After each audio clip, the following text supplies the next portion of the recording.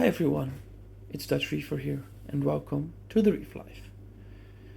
Today's video will be a tank update, it's time to give you an update on the progress of this new reef tank that I've been running for a couple of months now. And there are some things that are starting to develop or starting to be noticeable, which I wanted to quickly take you through. So I can maybe teach you something, and maybe you can teach me something if I have a question about something, or if I encounter something that I don't completely understand yet.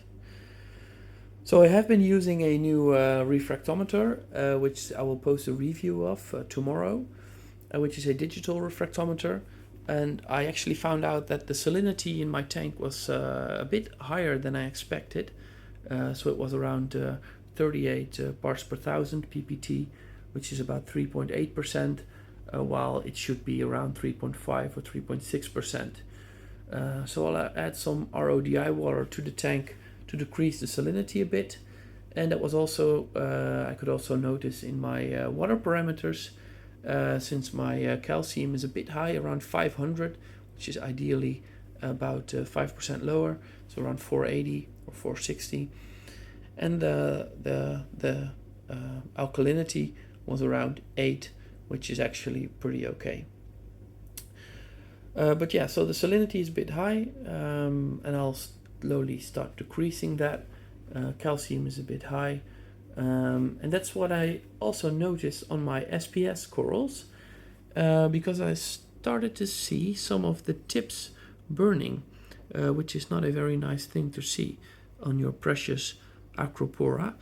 But yeah, it's happening, as you can see, especially on this what used to be a frog skin, and it still is, but it's pretty much off color, and you can see that it's actually hurting, and that there's a bit of algae on the tip of the coral. So I think I'll break it off and hope that it recovers. Also tune the light a little bit to be a little less light, since it might be a combination of high calcium, high salinity, and a bit much light, which causes the coral to burn, which is of course not nice to see. Luckily, it's not all bad. Some of the corals are actually doing pretty well, as you can see. For example, this Blastomusa right here, which was nearly dead in my previous tank, has really come back and recovered quite a bit. And that's really great to see that some corals are also recovering instead of declining.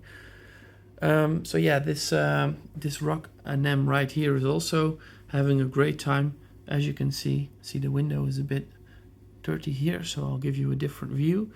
But that's really in a nice spot. It catches a lot of food when I'm feeding mysis and krill, and if the eel sometimes refuses to eat its food, then I'll just drop it into the rock nem, so it has something to eat as well. The clownfish, as you can see, are still pretty much happy hosting in this Euphyllia right here. I did see that the Euphyllia got damaged a little bit, as you can see right there. So a bit of the skeleton is showing, but it's actually a very clean wound, and I hope that it will close up over time. I actually damaged it when adding some rocks to the exit of the tunnel, and I knew back then that I hoped that it would recover again, but of course it's always a bit of a gamble. So this Cycloceras is new. It's actually import from Australia. As you can see, the colors are really vivid, which I can really appreciate in a coral. As you can see in the overview pic, it's pretty much the greenest thing out there. Of course, when compared to the Raja Rampage Chalice, it's I think on par and equally green, as you can see right here. And luckily that has been doing really well over the past weeks, so no decline there, and I hope that it doesn't decline, because it's a prime piece that I would like to keep alive for a very, very long time. Speaking of prime pieces that have been alive for a very long time, This Recordea right here, I thought I had it for 2 years, but then I saw a picture from a couple of years ago, and I realized that I've already had this for over 4 years. So it hasn't split in that time, so it's still the very same Recordea for the last 4 years. Nothing new, but it's still pretty much the most beautiful one out here. As you can see, I got quite a lot, but this one really is the prime piece, and I hope that one day it will produce some offspring, so I can share it with other people as well. But for now, it's pretty happy right there. And of course, these Trachyphilia right here, also some very nice pieces. This one, I mean, it's just green, but it's a nice metallic green, has a nice look to it. This one is a bit green and blue, and this one is more bluish. So I think they combine really well, and I like to place them together for kind of an optimal color blend, as you can see. And as long as these babies are happy, then I'm happy as well, since these are a pretty good indicator of how the tank is doing and if the water parameters are relatively okay. Of course, there's a lot of more corals to cover, some which are doing really well, and some of which are doing not so well. One that I've mentioned before is this Christmas tree Favia right here. I'll zoom in a bit. It doesn't look too good, but it has actually recovered quite a bit ever since I've placed it back in this tank, and it has regained a lot of its color already. So yeah, I'm really happy and to see where that goes over time. Over here, actually this whole piece of rockwork fell off during this week, and with that, this piece of, it's a little bit of a branch with a lot of sunny D zoanthus on top of it, which broke loose. So it's now a separate coral, as you might say, a separate piece with some clavaria attached to it as well. So yeah, that's fun, and you don't even notice that it's gone on the top here, or not really actually, and it has freed up a bit of space as well for this Gorgonian right there, that one. So yeah, that's great to see.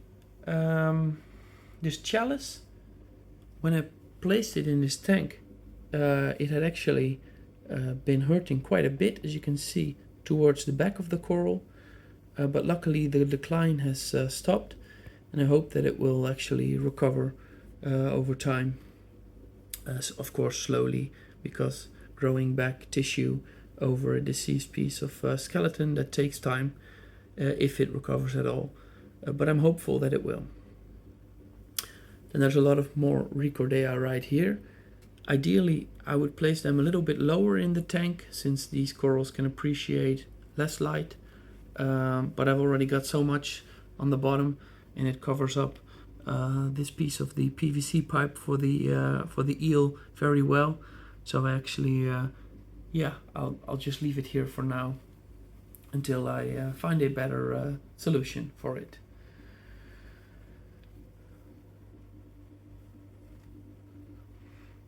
Then there's of course the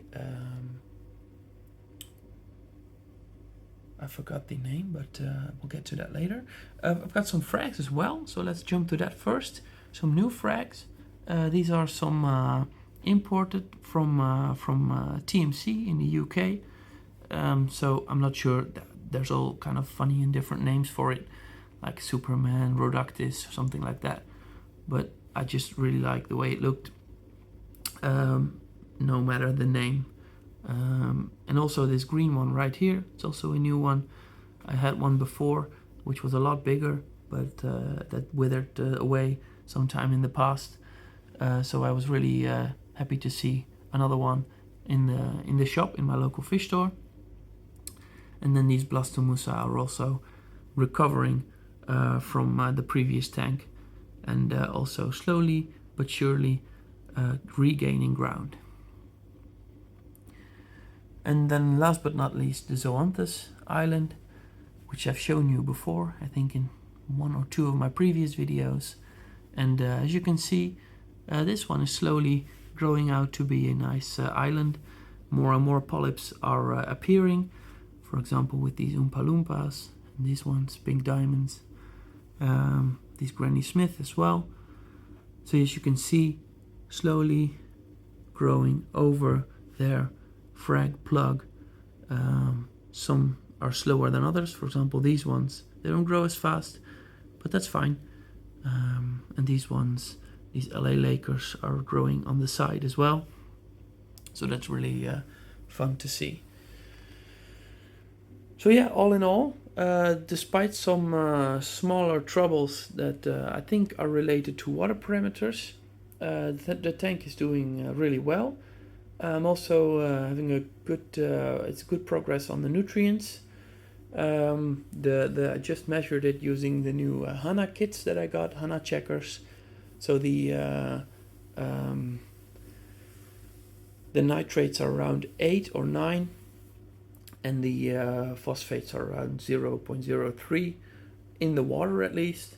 Someone commented that there might be actually a little bit more nitrates and phosphates in the tank, because there is of course some algae on the back of the tank and also on the pumps, and in the tank itself as well. So there might be a little more nutrients inside the tank as opposed to what I can measure in the water. But then again, I'm fairly confident that by using the ReefMat and the Reef Skim 600, that would be quite sufficient to keep this tank as clean as possible. And I'll do another big water change next weekend as well, just to make sure that some of the elements are supplemented. So yeah, for now, that's what I wanted to show you this week. I hope you enjoyed the video. If you did, please consider giving it a like and or subscribing to my channel if you haven't already. That really helps me to grow the channel. So thanks for watching. I hope you have a nice week, and I'll see you in the next one. Bye bye.